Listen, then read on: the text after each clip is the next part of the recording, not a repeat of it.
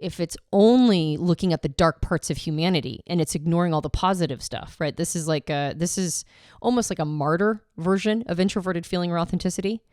It's almost getting consumed by its own humbleness in a way, right? It's like it's almost a false front of humility, or like I'm not a person of high ego because I'll own all of my faults. It's like I care too much. Yeah. And it's like, well, but are you also looking at all the positive stuff, and are you looking at the entire spectrum of it, and are you really kind of tapped into sort of the humanness of it all?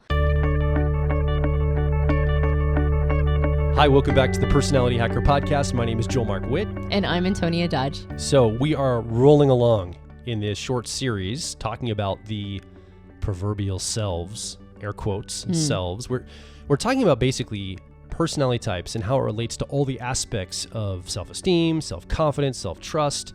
2 episodes ago, we talked about personality types and self-awareness, how aware different personality types are. And we related it to you listening, and maybe you can gauge how aware you are in your life. And then last episode, we talked about certainty and uncertainty and how different personality types are attuned to different things in the world that they're more certain about or uncertain about. This week, we'll talk about self-esteem and how that relates to personality types. Mm-hmm. Well, and how your personality type is going to impact how you are esteeming yourself. So when we did an overview, when we talked about personality types and self-awareness, we created a distinction between a lot of things it seems that people conflate together, like self-esteem, self-value, self-worth, self-trust, self-confidence. We think of these as all effectively the same thing. And if we have good self-worth, we're going to have good, self-confidence. And you and I posited that maybe these are slightly different things. And our ability to gain greater self-esteem and greater self-worth and greater self-confidence might be coming through different channels. And in fact, knowing what those channels are allows us to feel a sense of, I would say we have a greater growth mindset around it as opposed to a fixed mindset. Because I suspect that we tend to have somewhat of a fixed mindset around things like self-worth and self-esteem. We believe that we're at a certain place and it's like, well, that's just how it is. And I think we intuitively know that that's not true, that we can increase our, our overall sense of self. But what's our access point to it? How do we increase these things? I have a quick question for you, historical question, just to see if you remember this. Do you remember when we were kids? You and I grew up in the 1980s. We were teenagers in the 1990s. There was a big push to help kids have more self-esteem. I remember this being like a concerted effort in like the culture at large. And I remember, quote unquote, the culture wanted to give kids positive messages to help build them self-esteem. Like tell them how good they are, encourage them. I think that's kind of where that whole trope of give everybody a trophy on the sports team, no matter if they won or not, so it builds their self-esteem. And I remember people in my life, like the adults in my life, were really pushing against that. They thought that was a bad idea. They thought that would actually have the opposite effect because they would argue that it was about doing something in the world for yourself, not just having praise heaped upon you. Do you remember this when you were a kid? Did you have this experience as well? I remember the phenomena, but I think I'm a little too old to have benefited from it when I was young. Yeah, I think it came a little after me. You might have been more aware of it because you were more tapped into a younger culture. You and I are about a year apart. Well, I had younger siblings. You have older siblings. Exactly. I worked at a teenage youth camp all my life. And so even in my 20s, I was focused on younger people. Right. Exactly. And so you're probably a little bit more tapped into it. But I know what you're talking about.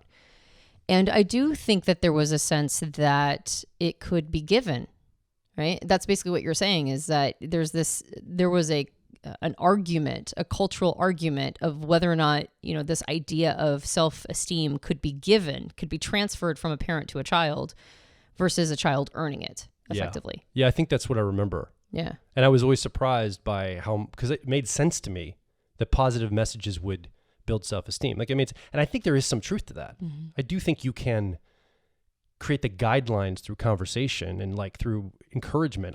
I consider myself an encourager in my life. I like to encourage my children and other people. You can do it. You go for it. But I think they still have to take up the mantle and actually go for it.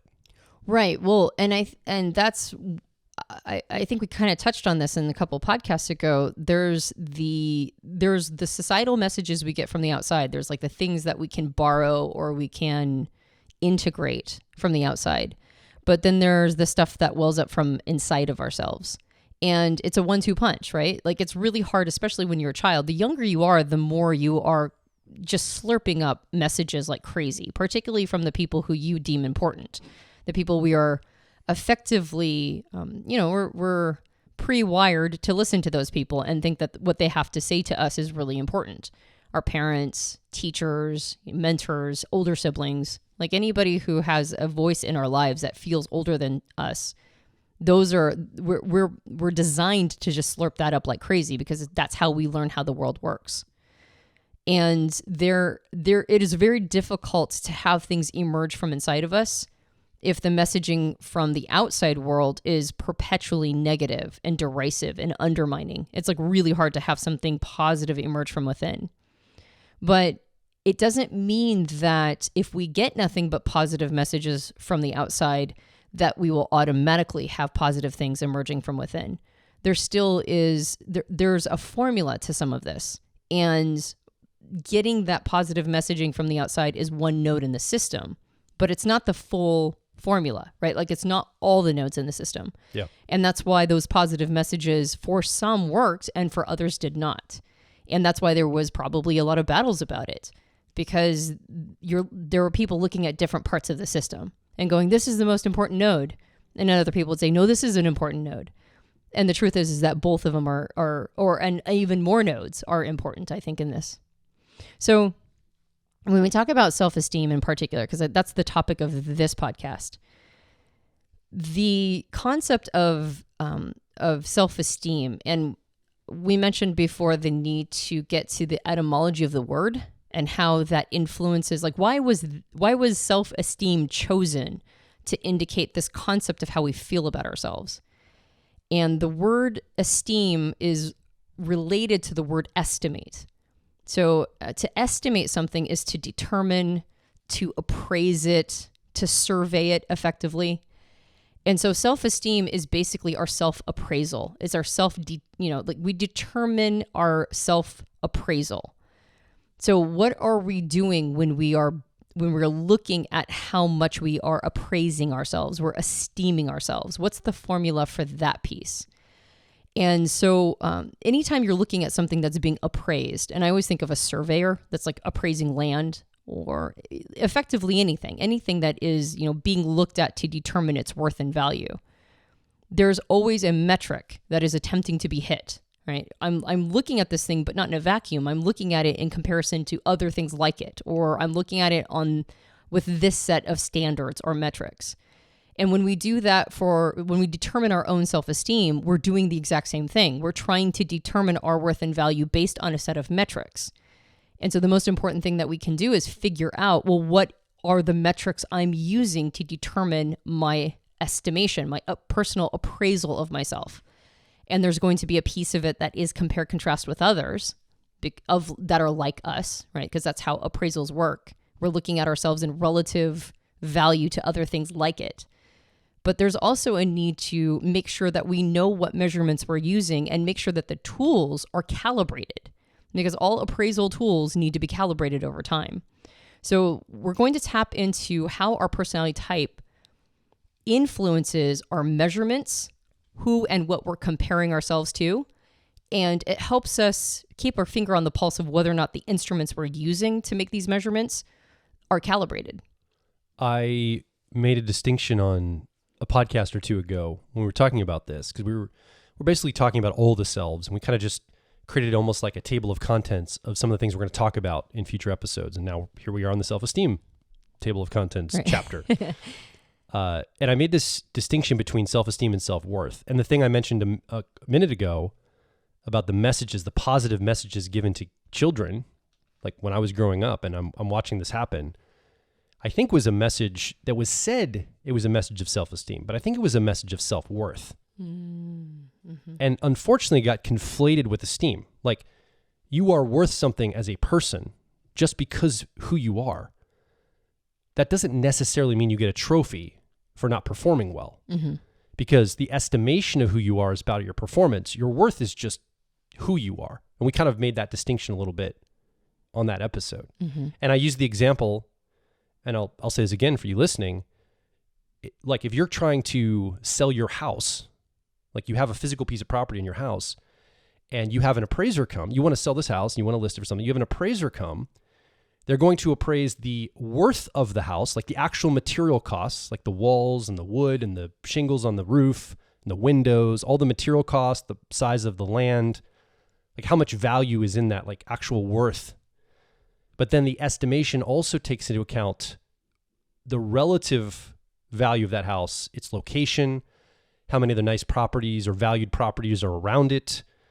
And then it really takes into account how much somebody's willing to pay for it. Because you might have something that's worth, quote unquote, a lot.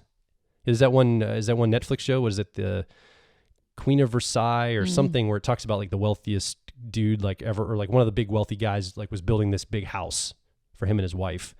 It's worth so much that they couldn't even really sell it very easily because it was worth so much no one would pay for it. Well, they couldn't finish it either. Like the cost of the materials in it was outrageous, and it just it ended up being like they had bought the materials but they couldn't finish the house. So it was worth so much it wasn't even valued at anything. It was almost like its esteem was low because it was worth too much in a way. Mm-hmm. Anyway, that's near here. I'm off on a sidetrack. The point is that those two things are different. Yeah. That's the point, is that the worth and the value somebody would pay for a property are two separate things. And I think we conflate those, but it's important to realize what we're talking about when we talk about self-esteem. We're not talking about self-worth. We're not talking about you as a person listening right now. Oh, I'm only worth something if I do stuff in the world and I've got metrics to measure it. Oh no, like that's not at all it. You're a human being. You're a living creature. I would say even beyond humans, living life has worth and value inherently. We're talking about something on top of that. Right. And in fact, actually, we'll spend a podcast talking about self-worth and self-value together based on effectively what you're discussing. Yeah. And that's why it's good to fillet some of these out, because there is a concept of intrinsic worth that should follow through all of this conversation. And so when we discuss things like value and esteem and confidence and trust, these are all going off on slightly different tangents or slightly different ways of looking at how we're, like how much can I rest into myself? How much do I think I give to the world, right? How much, what do I think I can get through? And really, what are the metrics I'm using to try to figure out sort of where I fit in all of this? Underneath all of that, if you believe in a preciousness of life at all, if you believe that the fact that there is living organic tissue that has consciousness and can reflect the universe back to itself, if you would all think that that's like a cool thing, then worth is intrinsic, right? Because that's what we have. We have those capacities based on the fact that we exist, and that's worth something. So at the bottom of all of this is an assumption of worth. But regardless of whether or not we have a theoretical assumption of worth as living organic tissue that has consciousness and reflects the universe back to itself, there is still me. And what about where do I fit in all of it? And I think that's why things like self-esteem come in here, because I might have worth as a conscious creature, but there's billions of conscious creatures. So where do I fit in the sea of all of that? And I think that's where understanding how we are looking at things like esteem and value and trust and confidence personalizes that. It makes it more about where, like, my relative value in all of this. So when I think about applying this to personality types, and we talked about this right before we started recording, we really make a distinction based on the aspects of our personality that perceive or learn things through our world. Like we perceive our world, we learn things, we're attuned to different things, versus the part of our personality that makes judgments or decisions or evaluative actions based on what we perceive. And I think one could say that self-esteem really is in the province of the judgments, the evaluative criteria that each of us as a personality type uses to both measure and make determinations on what to do with what we measure. Yeah. That seems to be, and so applying that measurement to the self, I would argue, is what self-esteem is. Mm-hmm. Yeah, it's an access point minimum. Sure. Is using our personality types judging functions to understand what our pre-wired estimations are probably going to use as metrics. Yeah. Meaning that our perceiving functions, so in type, when you look at your perceiving functions, your sensing or intuition, that probably, when it comes to the topic of self-esteem, indicates what things we're looking at. Like if you're a person who uses introverted sensing, or what we call memory, so this would be primarily SJ types, but NPs also use this. But if we're looking at it through the lens of introverted sensing or memory, let's say you were raised in an academic family. So a lot of your esteem, right, or your estimations, while they're going to be based on more on your judging functions, you're probably going to be thinking about it in the terms of an academic field, or comparing yourself to what else is going on in academia, because that's what you're going to know. That's what you're going to be familiar with. Or if you're a person who uses a different perceiving function, it might be a completely different area of life. So the perceiving functions come in with what you're paying attention to. But I do think that our estimations, our surveys of ourselves, are more focused on, or more influenced by rather, our judging function, our thinking or feeling criteria. So as we go through this concept of self-esteem, I think it's really good to maybe focus in on that, and how personality types tend to judge things, how they tend to see things in terms of what's important. And like you said, and that also informs, the sort of the should statements of life, the shouldness of the world, and encourages us to take certain actions in order to be more in alignment with those judging functions. And I think that that's a really great access point to, even if it's not the whole story of self-esteem, it might be a good starting point to build more self-awareness around how we are esteeming ourselves. Absolutely. If you're a new listener, or maybe you're a little unfamiliar with some of the terms we're using, judging functions, perceiving functions, all of these things, I recommend heading over to personalityhacker.com/CAR model. It's a little model we came up with, a metaphor we came up with to help you understand how your personality type has its cognitive functions prioritized. Basically, how your mind learns information and makes decisions. It's a great way to determine that for yourself, or get some understanding of how this shows up for you particularly. So I recommend going over again, personalityhacker.com/CAR model, and you can catch up as we talk about some of these deeper concepts. Right. So we can dive into each of the types and look at it through the lens of these functions, these thinking and feeling functions. But I do want to make a nod or reference our previous podcast that also discussed our relationship to certainty. Because each personality type doesn't have just one judging function that they're using, which like somebody like Dr. John Beebe would call egosyntonic, which basically means it's like a part of ourselves that we identify with. We actually have two judging functions that we identify with. One of them is a strength and is a place of certainty, and the other one is the opposite. It's a place of uncertainty.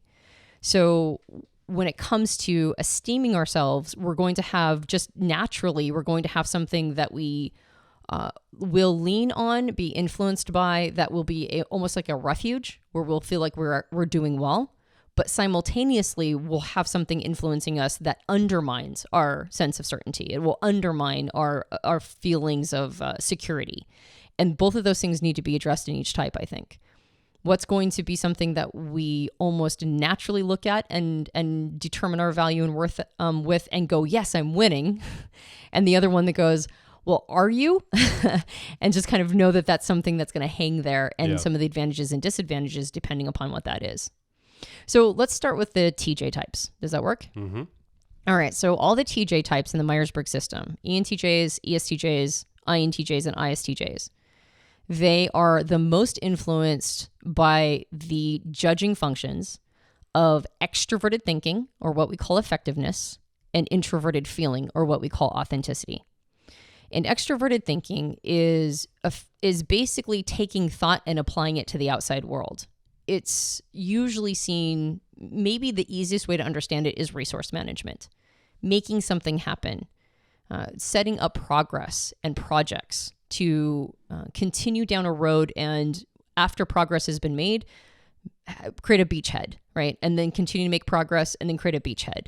It's forward movement in making things happen. And it has fairly simple criteria to determine whether or not something was good or bad. Did it work or didn't it work? Yeah. And it's also linear and sequential. In other words, it's not happening random access. Like you said, it's building upon itself. It establishes and then moves forward.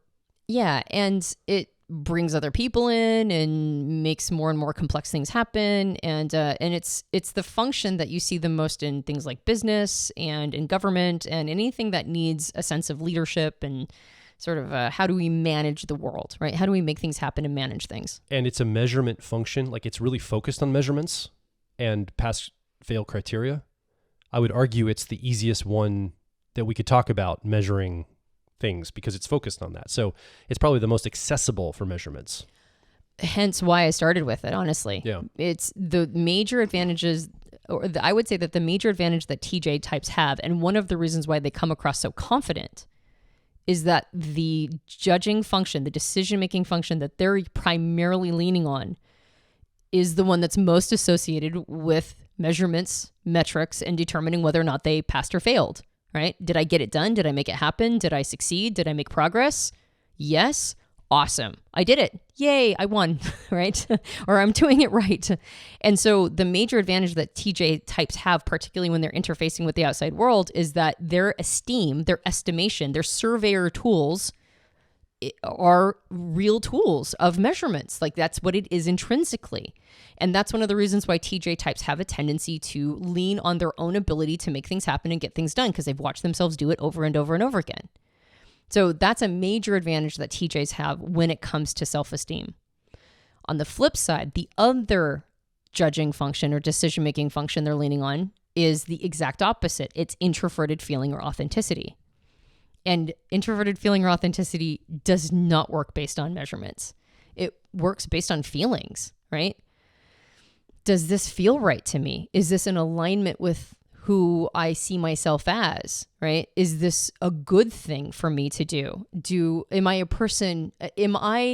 I make these actions or do these things or think these thoughts or have these feelings, is this indicating that I am a good person, that I'm well motivated, that I'm being true and honest with myself?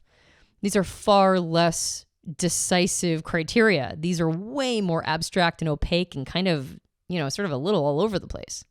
They're inner and subjective as well. So they're inside of the person.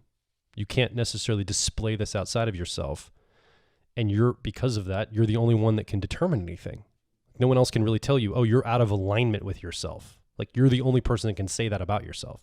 Exactly. And so while TJ types have the advantage of when they enter the outside world of having maybe the most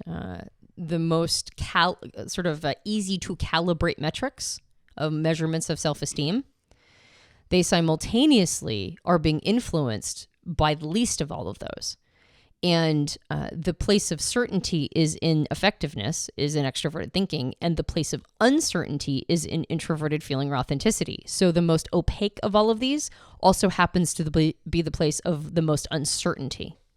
So that advantage of confidence in the outside world is met with the disadvantage of insecurity when it comes to oneself.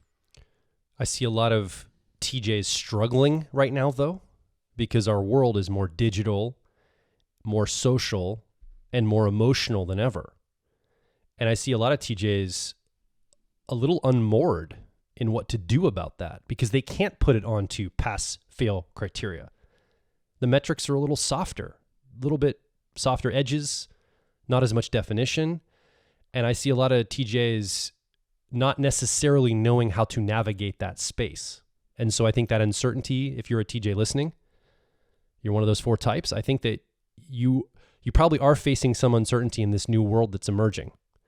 And hang in there. We're going to talk a little about that. But this can be a real challenge for you. Yeah. Yeah. What once was pretty obvious is now, well, I did it. I made it happen. It's like, yes, but did you make it happen the right way? It's that idea of double bottom lines, right? It's like, It's not just about the numbers. It's also about what good are we doing and how satisfied are people in our organization or in the world. That double bottom line really throws off the TJ because they're They're not used to that, having a more softer bottom line they've got to account for. Yeah. Did we all feel heard? Yeah. Was everybody respected in all of this? Right. When we made it happen, but what are the implications? And it's not just the result, it's the process as well. Yeah. And so there is more uncertainty for this function than ever before.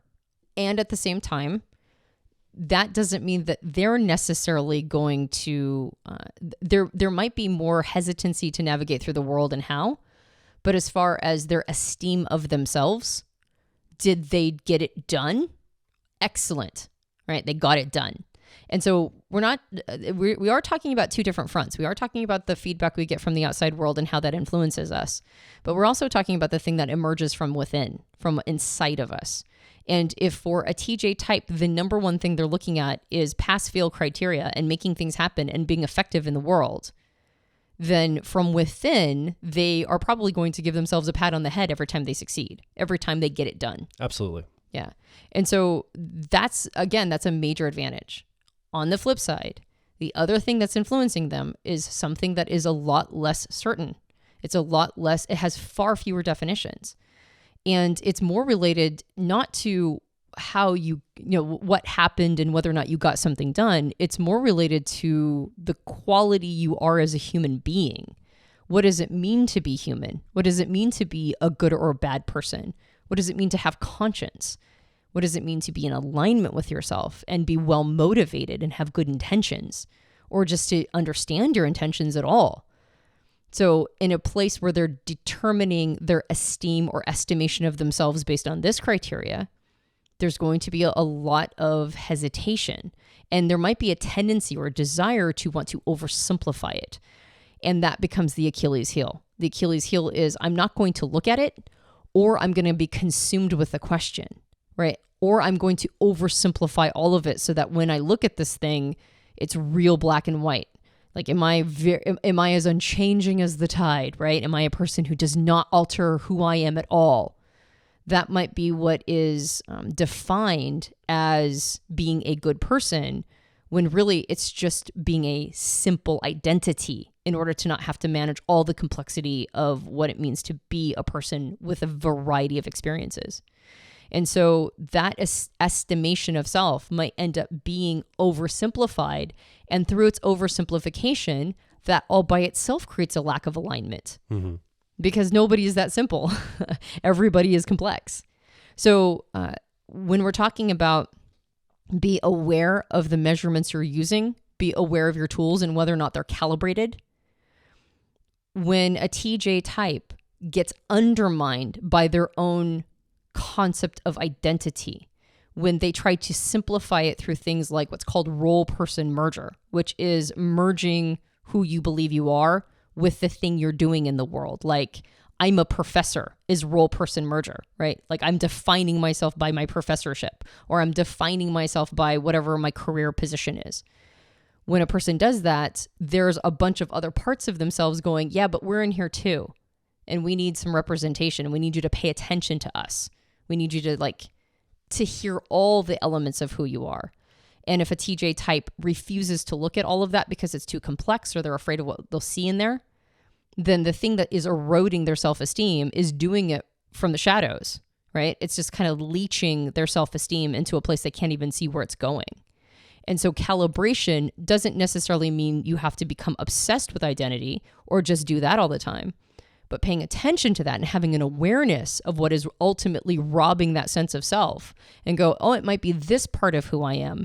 And it's because I can't get my finger on it. I'm so used to being able to just define this clearly and know what it is based on the result I got. I'm so used to that. How do I even contend with this part of who I am that feels like it's ever changing and doesn't have anything that I can really point to and has no definition or defined end game? Calibrating that part of who, or having calibrated instruments means just being aware of the nature of the instrument at all. Yeah. Right. There is nothing definitive here. It's just getting to know yourself. It's being in touch with your emotions. It's being in touch with the things that are truly motivating you and your intentions. It's having a finger on the pulse of all of that and giving it some space to express, not necessarily pinning it down and requiring it to be anything, but to just allow it to be and get in touch with that and know that this is a place that every once in a while you're going to feel uncertain about, right? You're going to go, am I really a good person? Am I doing good things? Am I just kind of being a selfish, like sort of despot that's out for myself? And every once in a while, feeling that way doesn't mean that that's true.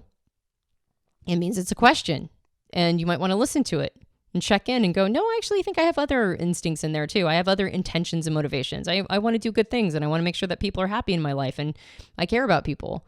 And so then being able to have that internal conversation means not having your self-esteem eroded by hearing that question and then just pushing it away and going like, no, I'm not even going to listen to it.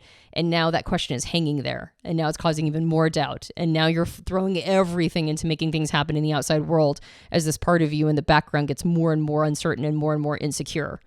And because it's got to be the 1-2 punch. It's got to be both of it. It's got to be both a sense of self-esteem that comes from your personhood and a sense of esteem that comes from what you are accomplishing in the outside world. So you mentioned that every personality type has a strength in this and a little bit of a weakness or a challenge. And so for TJs, the strength is effectiveness, extroverted thinking, measuring pass-fail criteria. The challenge is that introverted feeling, authenticity of the personal resonance, core value alignment. If we flip over to the FP types, that dynamic flips. So they're still using those same two judging functions of effectiveness and authenticity, extroverted thinking and introverted feeling, in the reverse order.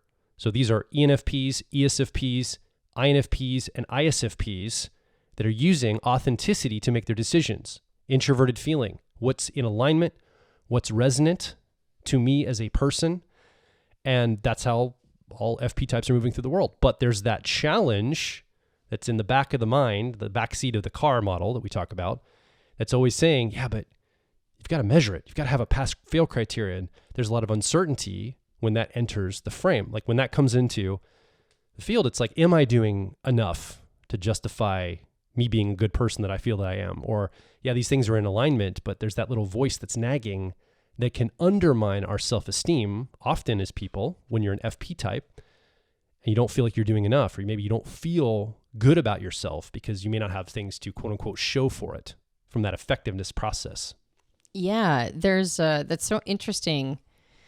I mean, what a nice advantage as an FP type to be able to have your highest sense of certainty in the most abstract element of all of this, which is who you are as a person, right? Have your highest degree. Now, that doesn't mean that, and there's going to be, I'm sure, some FP types that push back and go, no, I'm very uncertain or insecure, but usually not in being unaware of their intentions and motivations and desires, right? Like being able to see the dark parts of the human spirit and the human soul without that immediately throwing person into an existential crisis, which happens to a lot of other types.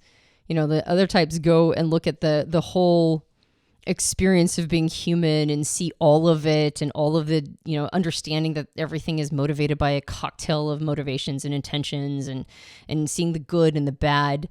For people who use introverted feeling or authenticity as a strength, that's what they do, right? Like that's their field, that's their playground. And so while it's not always pretty, they're not necessarily like their humanness is not undermined by being able to see that.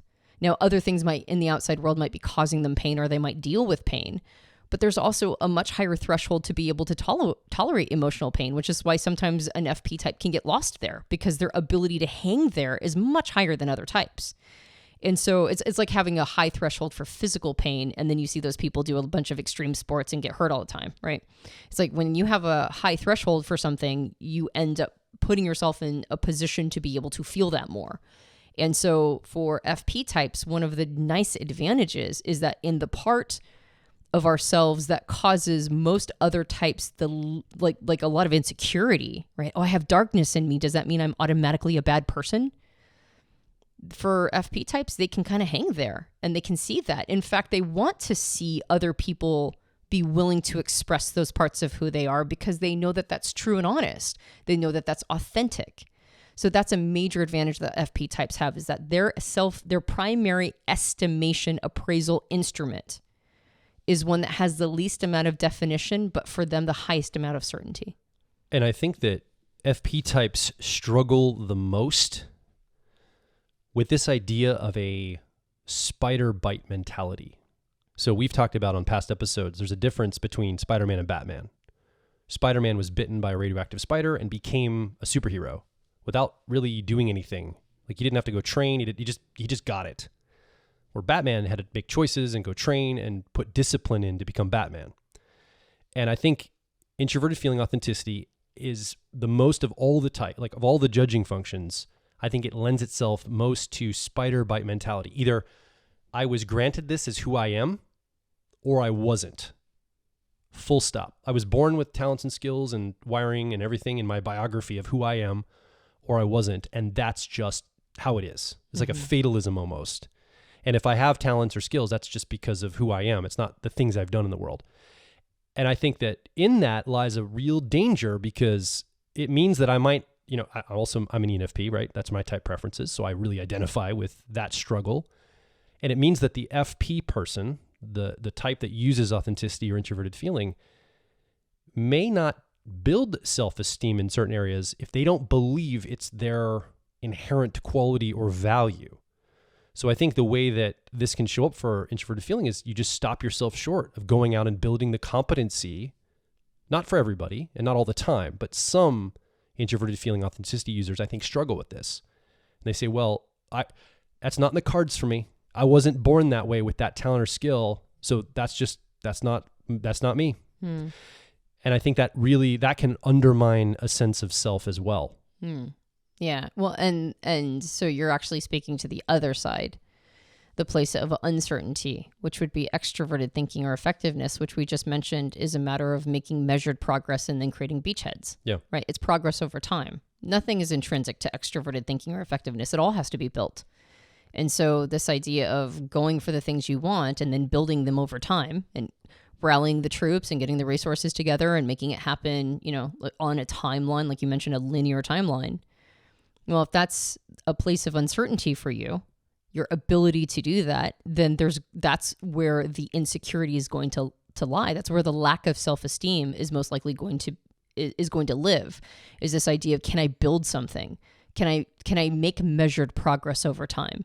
Can I establish something and create a beachhead and then continue to create more beachheads over time? From an authenticity perspective, I want to add more nuance to that, in that, yes, you're right. That is one level of it. I think there's a level deeper in that. Like, I've been watching a lot of biographies about Jerry Garcia and how much he was practicing his guitar. Like, he would do guitar riffs. He'd watch TV every night and just play scales while he's watching TV. Like, he would practice constantly. And you could say, well, he built the skill, so of course. But something in my authenticity tells me, well, but he was already pre-wired that way. So I'm never going to be, if I picked up the guitar, he probably had something in his character or his aptitude that made him one of the most popular guitarists of his generation, because he was probably born with some of the raw talent. Like, I explain away my lack of self-esteem towards something like that, for example, based on my ego excuses it and says, well, he's probably born that way. Do you understand what I'm saying by that? Yeah, absolutely. And so I think you're right. There is competency to be built, but even when I see examples of it I suspect I'm not going to get the argument with it, but he's probably an introverted feeling authenticity user. I even see an example of an authenticity user going for something they want and practicing it and building the skill. And I still, as an authenticity person myself, find myself excusing it away that it couldn't apply to me for some reason. That's the layer that I want to speak to you if you're a FP type. If you're using authenticity, watch out for this, because I think this can hijack you building self-esteem in your life. Mm-hmm. Yeah. Well, and to go back to the center point of introverted feeling or authenticity, like, you're talking about building a skill, but that's different than the intrinsicness of who I am as a human. Correct. And so introverted feeling or authenticity users usually have a sense of self that's pretty strong. Self-worth. Mm-hmm. Yeah. A sense of self-worth. Yes. Well, and oftentimes I'll hear FP type say things like, why do I have to prove myself to the outside world? Like, why can't I just have worth with just being a person and having a human experience. And the questions never come from within. They're always insinuated by responses they get from the outside world, which is, no, you also have to do something. Yeah. It's like, well, why do I have to do something? Why can't I just be a person who has value?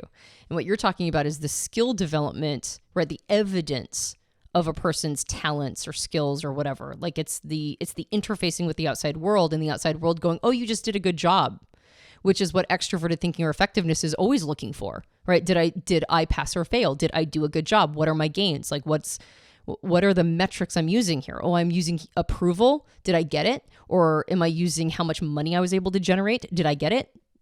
Was I able to climb up the corporate ladder? Was I able to, get the goal? Was I able to complete the project?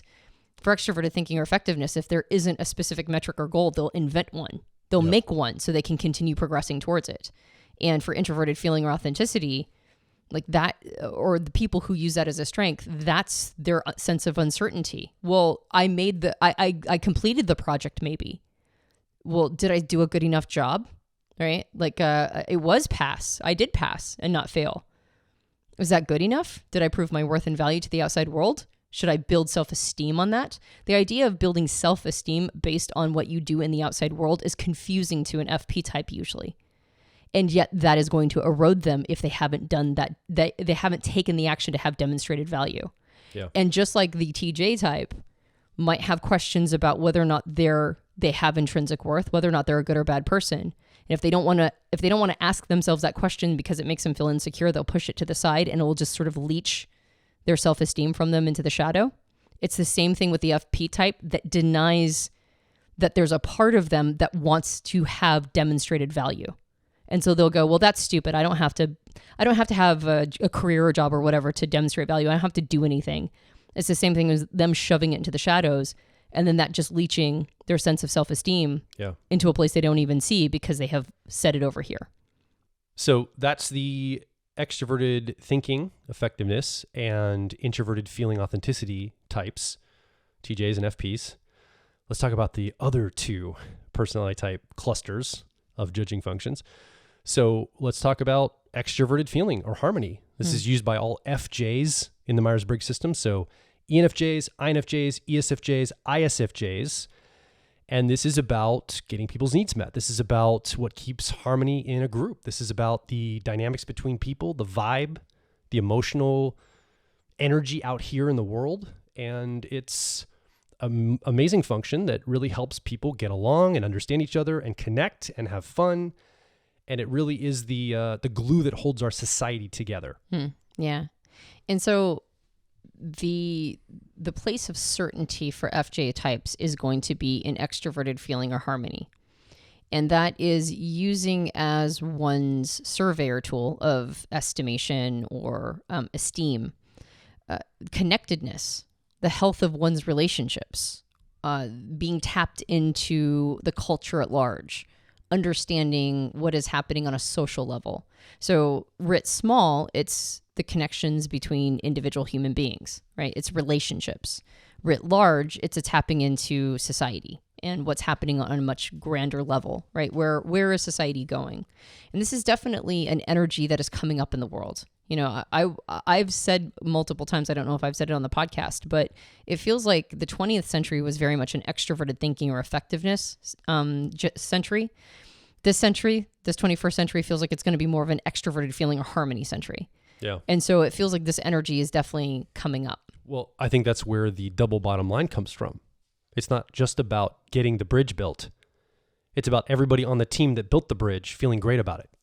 Exactly. Yep.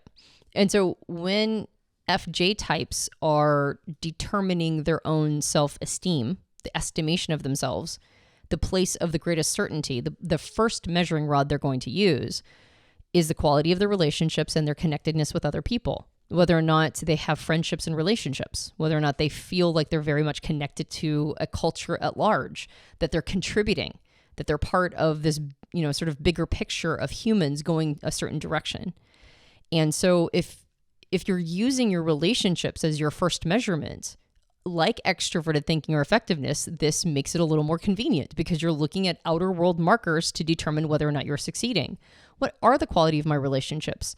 How connected am I? How much am I giving to the group or to my community or society at large? Like what am I offering of myself? And like you mentioned, it's getting people's needs met, but that could be, it could be your family, it could be your partner, it could be people in your life, or it could be the needs of humans, right? What am I doing to be a part of, to be a bigger part of contribution? So when an FJ type is feeling low, this is where you get a lot of the recommendations that when you feel depressed, go help somebody else. Because this is the part of us that lights up when we do that, right? This is the part of us that goes, okay, it's going to be okay. I have people I can lean on. I have people who can lean on me. Well, we've all got each other's backs. It's going to be okay. And so that's the advantage to it. The advantage is that while it doesn't have as specific, measurable criteria as extroverted thinking or effectiveness, it does have more of an objectiveness to it. It has more of you can observe this in the outside world. If I am connected, if I have friends and relationships and people I love and who love me, I'm probably doing okay. I would say there is a little bit of a difference in how some extroverted feeling or harmony people see that metric or that judgment, that metric, however you want to say it. And I think this might be something that causes a little bit of low self-esteem. Some harmony users, FJ types, are so focused on getting the needs met at such a distant future, like being on the right side of history. I think that's a very extroverted feeling metric because it's like about social, right? I want to be on the right social group in the future. And there's almost an attunement to that so much that they feel unsatisfied in the here and now of what's going on right now in the world. Like they're so focused on, doing things to go toward that metric. I think it makes them feel really unsatisfied and not have good self-esteem sometimes. Really struggle with, am I doing the right thing? Do I have a good self-esteem? Am I showing up and contributing well? Society tells me I need to be focused on that future point. But really, I think extroverted feeling or harmony is attuned to the here and now. It's responsive to the moment, the needs right now. Because it's going to be really hard to know what the needs are 100 years from now. We could guess. Yeah. But I think that undermines a little bit of what extroverted feeling shows up to give. Well, and I would actually argue the phenomenon you're talking about is not extroverted feeling. It's the opposite side. It's introverted thinking or accuracy. There you go. So that's going to be a place that's going to be the other judging function that influences FJs, but is not going to be a place of certainty. So introverted thinking is more about core principles. It's more about a detached judgment, right? Whenever you're in an introverted thinking or accuracy space, you're actually detaching from a situation and you're trying to look at it as logically and objectively as possible without your own personal bias in it. And when a person is attempting to be as logical as possible, what ends up happening is they end up reducing things down to core principles. And core principles are timeless. That's sort of the point, right? They're the things that continue and hold true regardless of context. And so if you're looking at your sort of the thing you're contributing to society, but it has to be approved of on every moment in the timeline, now we're actually talking about a core principle. What is a core principle of how we should be treating each other? What's a core principle of how we should be showing up and judging? What merit should we be judging each other upon in a timeless way? And so that undermining that like sort of hyper focus on doing things that 100 years from now will approve of your actions, you'll be on the right side of history, is more tapping into this concept of a core principle. Yeah. And that is introverted thinking or accuracy, which is going to be the place where there is less certainty. So at the sake of sounding dumb or ignorant here, this is an idea came up. Could we say a past version of this, low level? This is something I heard my grandmother talk about. She was an FJ type, she's an isfj. She had a core principle of never wear white after Labor Day. And I was like, that's weird, but it was like a social core principle that was supposed to guide people into the future. So you knew what to do. You kind of had a metric of how society expected you. I just want to make sure that idea that jumped in my head is landing to where you're trying to go with what you're saying. Well, I wouldn't call it a core principle that introverted thinking or accuracy users themselves would say is a core principle. Of course, but FJs might. Yeah, well, it would become a social rule. Yeah. Right. And oftentimes, I mean, that one is a spoken one, but a lot of times extroverted feeling or harmony adopts social rules and does conflate them as core principles. Yes. But when my grandmother said that, she was growing up, World War II generation. In the 1940s, that probably gave her the feeling like, as long as you abide by that, you'll be on the right side of history in the future. Like her and all, like the culture that was in that time period probably thought like, it's going to always be this way. Like it's kind of like a core principle of culture, but culture shifts, and those principles that support culture shift based on the expectations. I think that's my point in saying this. Possibly. I think we're getting into perceiving function territory just a little bit. I agree. Because I don't know if people in the past were as focused on the right side of history, because there's a future pacing that comes in here.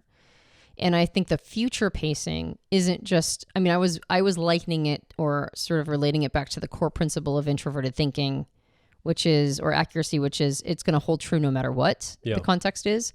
But I think that focus on specifically the future and being on the right side of history according to future judgments is more related to introverted intuition or perspectives, which run simulations into the future of how the future is going to pan out. Of course. And particularly when you're marrying it with extroverted feeling or harmony, that's going to be what is society going to think or believe, or what's going to be their values in the future. And I want to make sure that I'm also in alignment with that. As I mentioned at the beginning, which perceiving function you're using is going to determine some of this as well, like introverted sensing or memory. If your family is full of academics, then you're going to be looking to academia to be the world in which you're trying to get your other judging functions manifest, right? If you're introverted sensing memory with effectiveness, it's like, and academia is your family's, sort of like that's what they've been doing forever. Like you're filled with academics. It's going to be like, well, did I get my professorship, or did I get my tenure, or did I get whatever? Like, was I able to make that metric? If it's more harmony, is it like, well, do I fit into the culture of academics in my family? Can I show up with that role and be part of that and be a part of the connectedness of a family of scholars? Looking to the future and saying wanting to be on the right side of future is more of like anybody who's using introverted intuition or perspectives. Of course. You're right. They're going to go, well, I don't just want to be a contributor to society. I want to be a contributor to society that is moving us toward a specific future. And so I think there's going to be a little bit of that colored in there as well. I didn't mean to hijack us to throw us off on a tangent. We can come back to the main, what you were talking about. I appreciate you playing with me in this. Yeah. Let's come back to it though. So we were talking about the thing that can undermine extroverted feeling or harmony, potentially, feeling a sense of self-esteem, is that little persnickety, I would argue it's supposed to be a calibrative voice, but a lot of FJ users, harmony, extroverted feeling users, hear it as a critical voice. Yes. Yeah. So not calibrative. Right. Exactly. So introverted thinking or accuracy, again, is a detachment from self. Like that's part of its core. Like that's what it does, is it tries to detach from self. And which actually is one of the biggest differences between it and say introverted feeling or authenticity, which attaches to self. It's like very much, it's associated with self. Introverted thinking disassociates from self. And so because of that, when it disassociates, it looks at the situation with a critical eye, and it's trying to find the truth of something. Yeah. It doesn't matter how I feel about that. That's what I'm looking for. I'm looking for the truth. And that's why core principles are so valuable, because most truths aren't truths. They're just perspectives. Most things that people believe are not facts. They're just ways of interpreting the world, right? They're not actually provable, logically consistent concepts. They're just the thought we had and we believed it when we thought it. So because of that, introverted thinking takes a step back, accuracy takes a step back, and then it looks with a critical eye at what's going on inside the mind. What's the coding? What are my thoughts? What are my beliefs? What are the things I'm thinking? I heard a person with ENTP preferences try to explain to their team, because they were in a position of leadership. They're like, listen, there's a difference between what you believe and what you think and what you know. And he was like trying to explain all these three things. What you believe and what you think and what you know are not all the same, right? Just because you believe it doesn't mean you know it, right? Just because you think it doesn't mean you believe it, right? Like, he was trying to create this distinction of all these things. And introverted thinking is almost always trying to take a step back and go, okay, so what is knowable? What is true? What is something that I can actually noodle out? And what's a mystery of the world that's just hangs as a mystery of the world? And that's why core principles become so important, because they're the irreducible, logically congruent, consistent facts that don't change regardless of what you want and moment in time. So it is a critical I. But when it is in a position of uncertainty, it feels like it is criticizing the self, which is part of what it does, by the way. It does criticize the self because it's trying to ameliorate the self. It's trying to encourage the self to be a better version. Yeah. If we can gain in competence, why wouldn't we? Let's be more competent. Let's be more capable. Let's be a better version of this. How do we improve all the time? As opposed to taking this thinking and putting it to the outside world, which is what extroverted thinking or effectiveness does, by going like, okay, let's get 5% better and create a beachhead. Let's continue to make progress in the outside world. Introverted thinking is taking that thought and bringing it in-house. How do I improve the self? 5% every day, create a beachhead, right? How can I continue to build in my skills? Which is why competence becomes so important.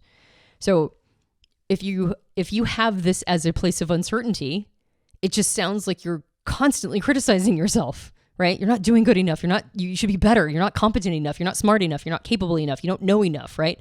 And so now this is a place that is really undermining self-esteem. You can have great relationships in the outside world if you're an FJ type. You can have all these people who love you and rely on you, and you rely on them, and you have a beautiful tribe of human beings you're connected to. Yeah. And then you've got this voice inside that goes, yeah, but that thing you said like 2 weeks ago to that one person, you shouldn't have said that. That was a terrible thing to say. And you probably hurt their feelings. You should have done better, right? And this idea of, we should all be doing better.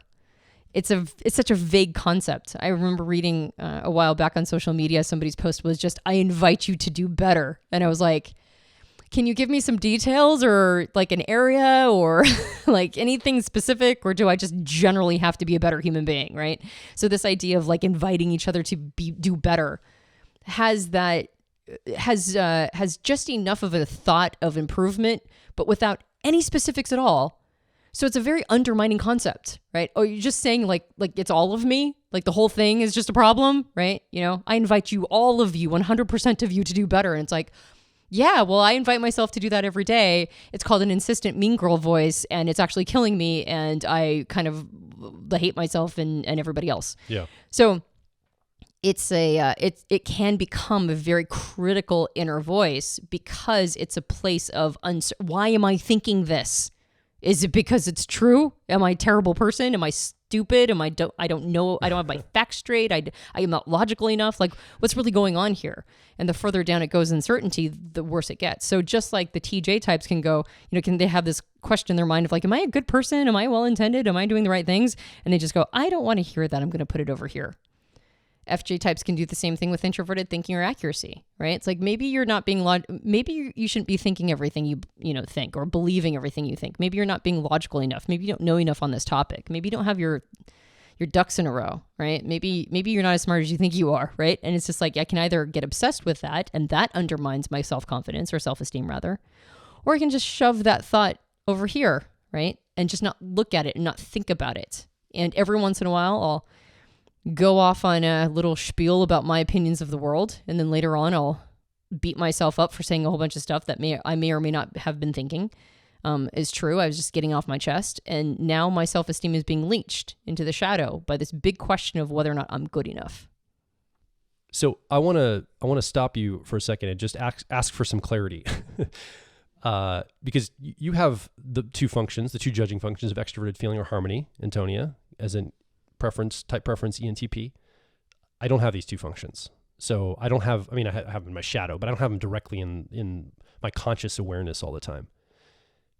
What it could sound to me like what you're saying is, like, as I'm patterning everything you're saying, I'm weaving it together, that an extroverted feeling person, an FJ, using harmony, is getting their self-esteem. That critical voice, if you put it aside, you're really getting your self-esteem based on your connections and your relationships and who you're associated with. And I think I brought up the core principle of never wear white past Labor Day as an example, because I'm from my perspective as an ENFP, looking at an FJ person using harmony or extroverted feeling, it seems like they're either going to be out of compliance with the group and not have self-esteem. If their self-esteem is based on other people, and that rule or that principle changes, like now we can wear white past Labor Day, but I still maintain that. Now I'm out of connection with the group if I could do my own thing as an FJ user. And I'm no longer, now my self-esteem is plummeted because I'm out of lockstep with the group. Or I contort myself to the group to stay in good self-esteem, but maybe they're not my core principles. I'm just doing it because the group wants me to. So either way, from my perspective, and I'm being a little funny when I say, I probably can pattern what you're going to say, but I'm just teeing you up to maybe give some perspective on this based on what you said, because from my perspective, not as an FJ, those are the two ways I would see it. And it looks, again, from my viewpoint, that's very, it doesn't have foundation. You're at the mercy of other people. Yeah. And I think you've also asked before, like, well, isn't that like shifting sand all the time? Like, it feels like it's shifting constantly. Right. So to get more clear on the tool. So again, we're going back to what metric, what measurement, what tool am I using to feel a sense of esteem and worth, right? How am I appraising myself? And so for FJs, the stronger tool, the more certain tool is extroverted feeling or harmony. And there are certain things that come along with this. I would say that most of the time that estimation comes from things like, have I been able to help keep morale up? Have I had a positive impact on this group of people? When I enter a room, are they happy to see me because I'm giving to this group? It's like it's almost the same sense of progress that extroverted thinking or effectiveness feels, but instead of building something physical, it's more pouring into people and relationships. So have I been a form of glue and connectedness? Have I helped other people reconcile their relationships, right? Like if two people are fighting, was I able to help them come to a sense of harmony through conflict? Have I been able to pour into my children and raise them to be compassionate people? Have I been able to positively influence society around me in some way? So I did say writ small, it's personal relationships, and writ large, it's a sense of, culture or society. But you're still, even if you're doing it primarily through your family relationships, you're still pouring into sort of the matrix of humanness. Yeah. And society is one big matrix of interpersonal dynamics. And there's a lot of toxicity in there. And there's a lot of pain. There's a lot of people who are struggling. There's a lot of needs going unmet. And was I a person who was able to pour into this matrix of humanity in a positive way? I'm glad you said this, because that resonates more with me, because it's still an assessment of the self and what you're doing to contribute and feed into the system, rather than the group assessment of you. And I think that's a nuance. The reason I asked all of that and teed you up is I think that distinction is important for FJ types, for harmony users, extroverted feeling, because I think they can conflate, just like introverted feeling can conflate worth and self-esteem sometimes, because they don't have that metric of extroverted thinking right there readily available. It's more in the background. I think extroverted feeling can do the same between the group telling me that I've got good self-esteem and me knowing that I've contributed into the group from my sense, my perspective of what I've done. And so I think that nuance is important. Yeah, well, and I mean, maybe this goes back to, and I think I've mentioned it, but I said it in kind of an abstract way, making sure our tools are calibrated. Yeah. Right? Because every surveyor, when they use instruments to measure things, like if you've got a GPS system that you're using to survey a plot of land, you have to make sure your GPS system is calibrated, right? Yeah. And so all of these, we're saying them as if they're well calibrated and healthy. But if extroverted thinking or effectiveness starts to build self-esteem just on its ability to, say, maybe generate resource, then it's not a very well calibrated tool, because it might be able to generate resource at the cost of everybody else and take and consume and make progress in its own maybe career trajectory while stepping on everyone else on the way up, or maybe destroying something over here in order to build over here. That is not a well-calibrated effectiveness tool, right? It's still a tool, it's still measurement, but it's not well-calibrated. And so a person might just look at that little slice of the thing they were able to create, But then all of the damage that's done on the side, they're not taking into account consciously, but yet that is still going to pour into it. And that's going to undermine their self-esteem, because actually it's not a well-calibrated tool. And so it's giving off faulty reads. Same thing with introverted feeling, right? Or authenticity. If it's only looking at the dark parts of humanity and it's ignoring all the positive stuff, right? This is almost like a martyr version of introverted feeling or authenticity. It's almost getting consumed by its own humbleness in a way, right? It's like it's almost a false front of humility, or like I'm not a person of high ego because I'll own all of my faults. It's like I care too much. Yeah, and it's like, well, but are you also looking at all the positive stuff, and are you looking at the entire spectrum of it, and are you really kind of tapped into sort of the humanness of it all, or are you picking and choosing? Like, how well calibrated is this instrument of introspection for you? If it's well calibrated, the person rests into their knowing that they're being emotionally honest. They're being authentic as a person, and they can rest into, as long as they're being authentic and showing up in an authentic way, then they can feel a sense of self-esteem around that. But if they're picking and choosing what they're going to look at and what they're going to present to other people, then now it's an uncalibrated instrument or an uncalibrated metric, and that will erode self-esteem because the instrument is off and it's giving a false read. And the same thing with extroverted feeling or harmony. If it's only trying to follow social rules, right? And it receives its marching orders from society. Society says, don't wear white after Labor Day. I'm not wearing white after Labor Day. I'm following the rules, right? Or it's only it's using approval from other people as its self-esteem. This is the same thing. It's an uncalibrated tool or metric. And so the tool needs to be calibrated to go, it's actually not what I'm receiving from society in approval or disapproval, or whether or not I'm receiving marching orders, but it's actually me pouring into society, pouring into other people, and then also getting the reciprocity back. It's sort of this connectedness that goes back and forth with energy.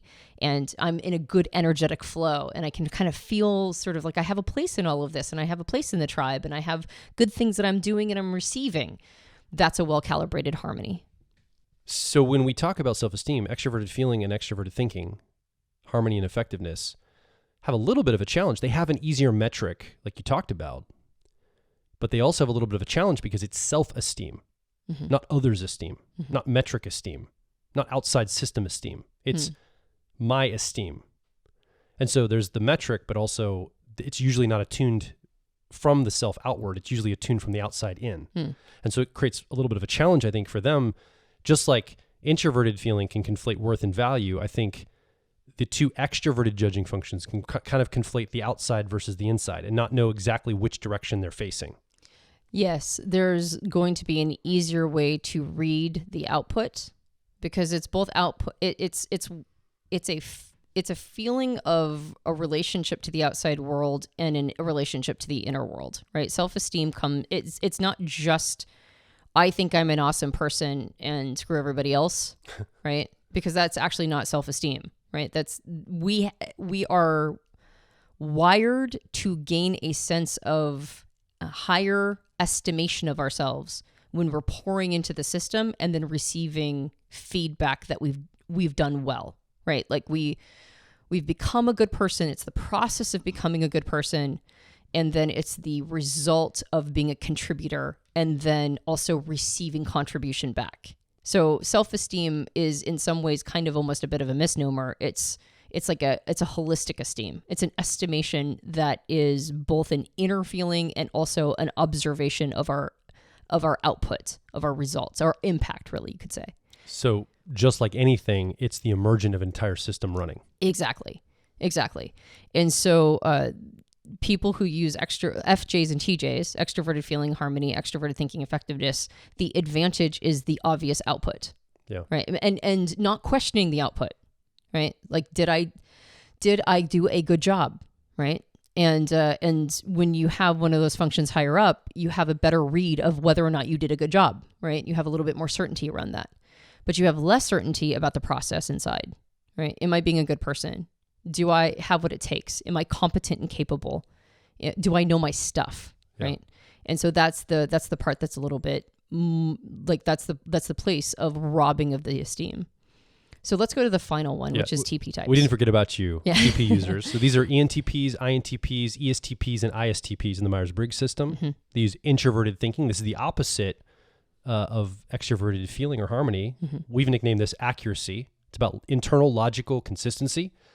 And it doesn't, unlike extroverted thinking that needs more of a linear progression or sequence to its thought, this is a little more random access. This can pull a lot of information together and a lot of disparate thoughts, searching for that core, logical, consistent thought, like almost the principle that can't be distilled down anymore. That's its focal point. Mm-hmm. Yeah, irreducible truths. There you go. And there's a connection to radical honesty.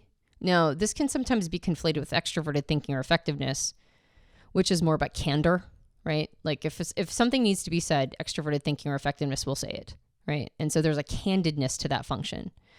Introverted thinking or accuracy is less about just candor as it is more about transparency. It's like, let me put all the cards on the table because I want to know all of the information. And if I can show you everything I know and I explain it all to you, not only will now you have all the information as well, but then you can also calibrate me or show me where I'm wrong, or you give me all your information and then I can show you where you might be wrong. And then it's like a sharpening of the saw, right?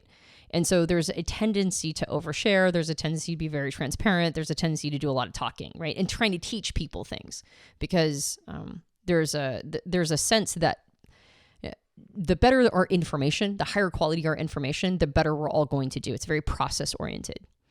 So for people who have this as a strength, the sense of certainty is usually in one's thoughts and beliefs. And it's very rare for TP types to doubt their intelligence. It's very rare for them to doubt whether or not they're seeing things accurately. And there's a lot of connection to using precision and competence to gain self-esteem. That's a key word, competence for TP types. Yeah, exactly. Skill development, competence, good processes.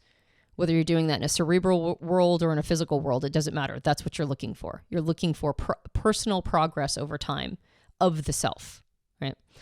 And so the challenge here, though, is that you also have a sense of disconnection from the self.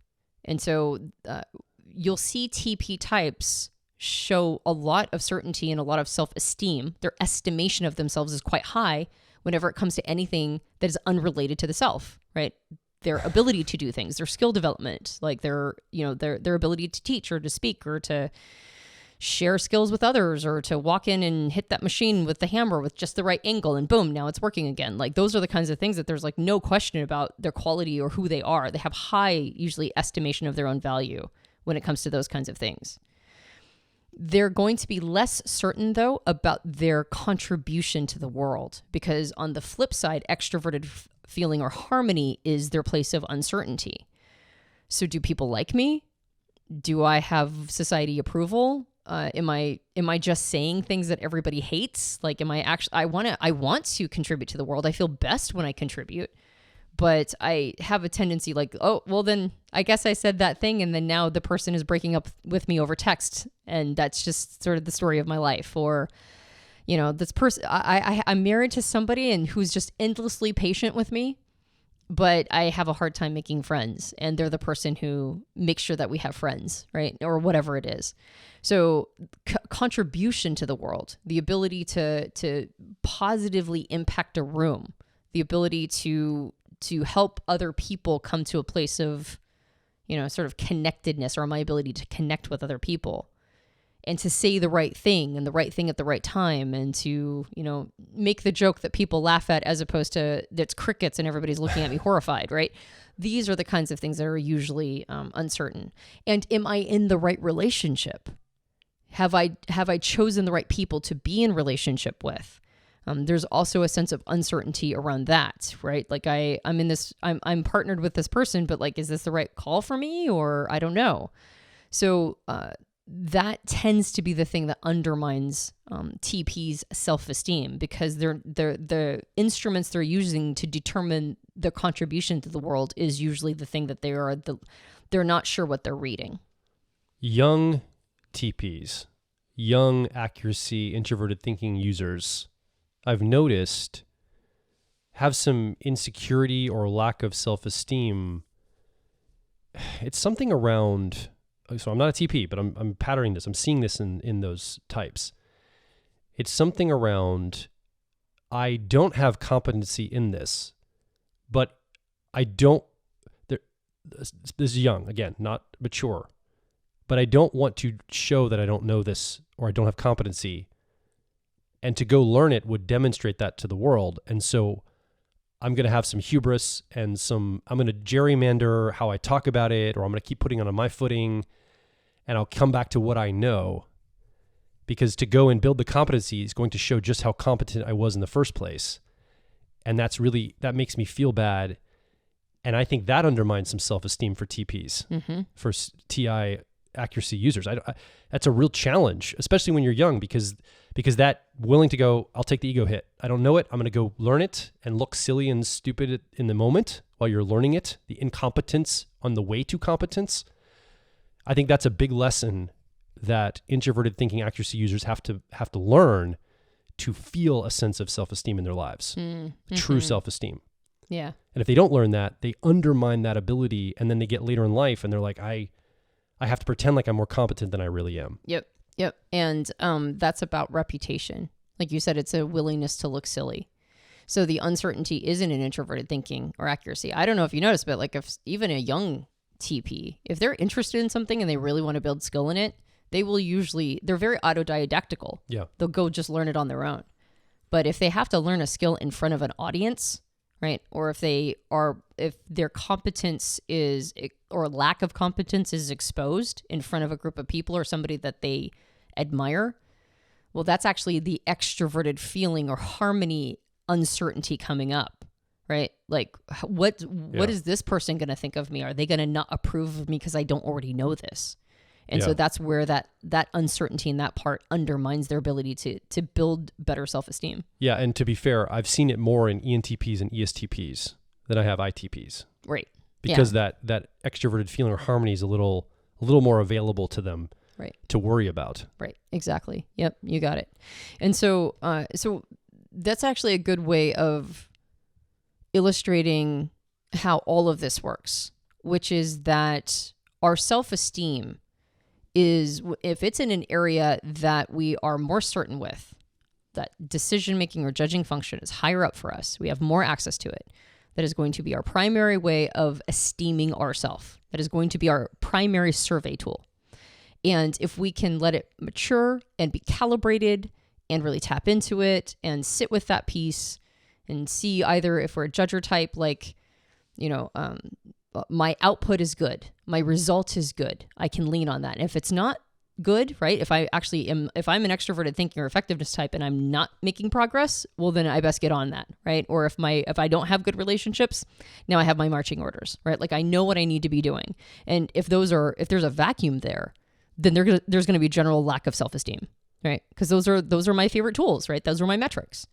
So it's important to make sure that those tools are calibrated for the perceiver types, right? Introverted feeling authenticity or introverted thinking accuracy. It's having a well-calibrated experience of self, right? And either through a connectedness of self, right? Through like really associating with self or disassociating with self, it's being willing to see the whole thing, right? And not pick and choose and not be uncalibrated by only wanting to look at certain things and not other things for whatever reasons, right? Whatever the coping mechanisms are.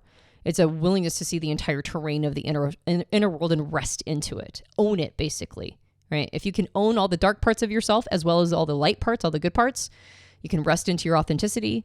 You can feel good about that. You can have good esteem around that. If you can acknowledge all of your competences and incompetences, right? All the things you know and don't know.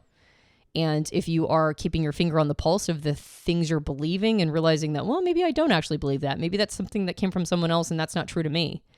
If you can rest into all that and own it, you will usually have a good sense of self-esteem from your strengths. If you look at this uncertainty, though, the weaknesses, the opposite side, the thing that tends to undermine us, it's not about necessarily getting better at it. Because as we mentioned in the episode about certainty, you're actually never going to let go of that sense of uncertainty. Even if you become really, really good at these parts of who you are, that uncertainty it's the defining factor in it. right? So it's not about getting better at it. It's about making peace with the uncertain messages that come from it and finding ways to understand that the insecurity is a moment. It's just a moment of uncertainty. It's not telling you who you are. It's not telling you how good you are. It's not necessarily giving you high quality messages. It's just a place that you're not sure how to feel about that. And so you have to look for other measurements to subsidize that. When you're looking at yourself in a sense of esteem, let's take, for example, extroverted thinking or effectiveness.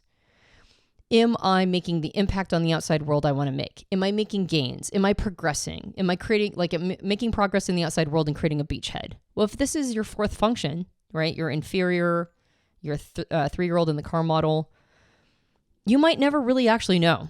It's all IP types or IFP types. Yeah, exactly. All the 2 IFP types. You might never actually have a strong statement for this, right? It might never be like, yeah, no, I've done enough. You might never feel like you've done enough. But you have a couple different choices in front of you. When those messages come up, you can either ignore them and shove them to the side. The questions don't go away. They just hang, and there's more distance, but they're still occupying your mental real estate. So shoving them into the shadow doesn't do anything but give them the opportunity to leach your self-esteem into a place you can't even see. So that's the first one.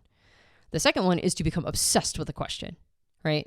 And spend too much mental real estate obsessing over it, right? And you'll see this with like EFJ types with introverted thinking or accuracy, which is I need to be doing better, right? And this like critical inner, I call it the inner mean girl voice. It doesn't matter what gender you are. It's like an inner mean girl voice, just constantly telling you how terrible you are. Or it might show up like, I just need one more credential. I need one more degree or some proof that I know this, like a stamp of approval. Right. That'll prove that I know this. Yes, exactly. Like I need more proof. And it's like this almost a gluttony for credibility. Exactly. Yeah. That's another way you can do it. But unfortunately, it's gluttonous because it never ends. The certainty is what is attempting to be fed, and it is an uncertain place. So those are your first 2 options. Or you have a third option, which is to keep your finger on the pulse of it, recognize it's a place of uncertainty, and ask yourself how you can integrate the message and thank the message for asking you to check in. The place of uncertainty that this is, the mechanism there is to ensure that you don't become overconfident, that you have a little bit of humility available to you, which is everybody loves me. I have all these wonderful relationships. I'm pouring into the world. But then there's a moment where I go, yes, but do I know what I think I know? This isn't intended to undermine the entire system. It's not intended to make you wildly insecure. It's intended to make sure that every once in a while, you don't buy society's messages too much and you have your own mind in there. It's intended to go, remember, you also should be thinking your own thoughts. You have permission to think your own thoughts. You have the capacity to think outside of what everybody else is thinking. And are you keeping track of that?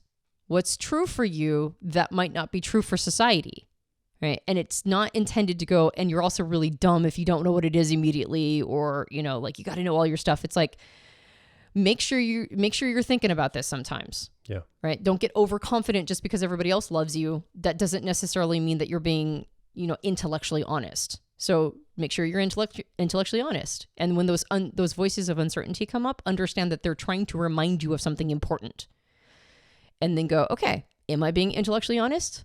What should I be thinking about, right? Am I as competent as I'm selling myself, right? I'm asserting that I can get the job, but can I do the job, right? And if the answer is yes, then you go, okay, thank you, voice of uncertainty, for reminding me of this.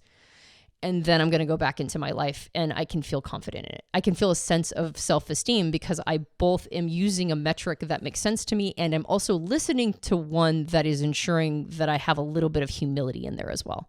So we need to wrap up for time's sake because we've gone a long time talking about this, but I don't know if we're going to get back to self-esteem and personality types anytime soon. So I just want to make a comment a little bit based on what you said, where the back seat of our car, the lower functions, our 10-year-old tertiary or 3-year-old inferior, often what we do as people is we reduce our ability in those areas down to our level of competency. So for example, in my life, extroverted thinking or effectiveness is my 10-year-old or tertiary process. I will try to put things onto the terms that I can have good self-esteem in that area, right? Like I want to do things that are more simple effectiveness things or extroverted thinking things. The more complex they are, the more I'm going to feel uncertain and the more I'm going to lack self-esteem with extroverted thinking or effectiveness things. So I'm always trying to gerrymander them onto my turf so I can feel good. Unfortunately, this undermines others and myself because there's so much more that can be done with that I think true self-esteem also is a self-esteem that I'm not as competent as maybe somebody that uses this as a strength. Right. Like a TJ user. Right. Like an intj. If I say, no, I'm just as good at extroverted thinking effectiveness as you, ENTJ person, come on. Come on. Now, I might be using it in ways they haven't used it. I might have some skill built in certain areas, so maybe there's some of that. But ultimately, I have to esteem myself and say, I'm never going to be as proficient with this part of me as someone that uses this part of me as their strength. And I think that's important to remember because we always want to put it on our terms and then judge ourselves and others by that metric. I don't think that's necessarily fair. And again, we don't have necessarily time to unpack that idea. I just wanted to anchor it into this podcast, capture that idea. I mean, you might want to make a comment just to unpack a little bit. We do need to wrap up, but I wanted to capture that here before I lost that thought. Yeah. And we move on to the next series or subject. Yeah, no, I think that's really important. I think we've done other podcasts on the concept of modesty and how important modesty is. Modesty is taking an accurate assessment of oneself. And what I think you're effectively saying is there needs to be a measure of accuracy when you're looking at your estimation of yourself. Because our inner wisdom knows when we're lying to ourselves. Like we know when we're pretending and acting as if we're better at something than we actually are. And that undermines self-esteem. Exactly. Totally will undermine it. Yep. Yeah. And so it's going back to what you mentioned, which was everybody gets a trophy. When everybody gets a trophy, nobody gets a trophy. Yeah. And when we're trying to take an accurate estimate, or like when we're trying to esteem ourselves, if we are gerrymandering things in our favor, there's a part of us that goes, you haven't earned this estimation of yourself. Like you might have stated it and you might have decided it and you might believe it, but you don't really, not deep down inside. You don't, well, that's the whole concept of belief and knowing it. You might think it, but you don't know it, right? It's not an inner knowing that you have hit, a proper estimation on the head. And when a house is appraised off from its real value, then you can't sell it. It just sits there. There's no actual, the energy of it just stops, right? There's no forward movement anymore. And the same thing with ourselves. When we esteem ourselves off, right, because of wishful thinking, we know this, right? And it's almost like there's a stuck energy there, right? We know, and it's a heaviness. And now we have to spend more time trying to convince ourselves of this false estimation than we are of just going and doing the things that actually generate more or higher self-esteem. So, and focusing on making ourselves a better version of ourselves, which also increases our estimation of ourselves because we are progressing. We're getting better. So I think that is a really important point. I'm glad you mentioned it. Yeah. So how do you estimate yourself? You've been listening along. You're the third person in this conversation, but you don't have a microphone. What is coming up for you? Do you have a high estimation of yourself? Do you have a low estimation of yourself? Do you think it's accurate? Do you struggle with this idea of self-esteem? Were you given the message that you are amazing and awesome just how you are, and you've conflated that worth with esteem and value of what you've, I guess, measured in the world, I guess we could say it. We want to hear from you. Come over to personalityhacker.com directly below this episode in the comments. Leave a comment, ask a question. More importantly, share your story. Stories are compressed experiences. So we can hear your experience in story form and understand a little bit more about you and what's going on from your perspective. I think your voice matters. So come over to personalityhacker.com and make your voice heard. And if you enjoyed this podcast, you can subscribe to us on iTunes and various Android platforms. If you leave a rating and review for us on iTunes, it helps us out a lot. We also have a video podcast on YouTube right now. So please head over to YouTube to the Personality Hacker channel, and you can watch us on video doing this podcast And it feels like it's live, right? It feels like it's an intimate experience. So head over and like and subscribe. We have a book. It's called Personality Hacker. You can get it at all major book retailers. And if you leave us a rating and a review on Amazon or on Goodreads, that also helps us out a lot. And might I recommend that you head over to personalityhacker.com and look at our suite of programs. I've been encouraging people to pick up a copy of our Tools for Emotional Survival, which talks about how to deal with stress and infusing more joy into your life in an incredibly stress-filled world, particularly right now. Like, it just feels like there's stress everywhere. So how do you up your game? How do you use your personality type to have higher resilience against this stress, and to be able to locate feelings of true joy and decompression in all of this? It's called Tools for Emotional Survival, and we talk about all the personality types in that program, so go check it out. My name is Joe Mark Witt. And I'm Antonia Dodge. And we'll talk with you on the next Personality Hacker podcast.